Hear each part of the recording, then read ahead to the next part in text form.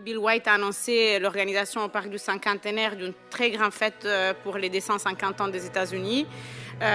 Plusieurs milliers de personnes, je pense entre 7 000 et 10 000 d'invités sont attendus. Concerts, feux d'artifice, même des démonstrations militaires, il paraît, de F-35. Ces projets provoquent déjà une forte opposition dans la société civile et dans la population en général. Une activité de contrôle des personnes et des biens à l'entrée du périmètre fermé du parc du 21 juin au 2 juillet. Mais c'est d'abord une analyse technique des services pour dire qu'est-ce qui est possible ou pas.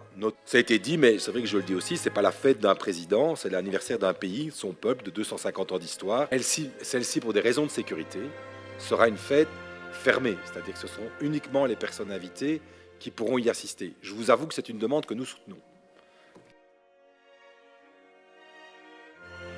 Mais vous ne pouvez pas nier aussi que les États-Unis aient un rôle extrêmement dangereux pour l'ordre mondial.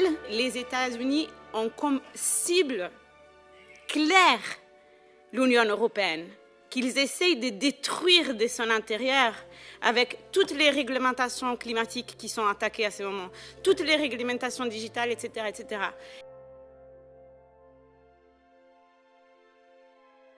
Je pense que cette distinction politique est un petit peu faible parce qu'il ne s'agit ici pas d'une capitale n'importe laquelle, mais de la capitale de l'Europe.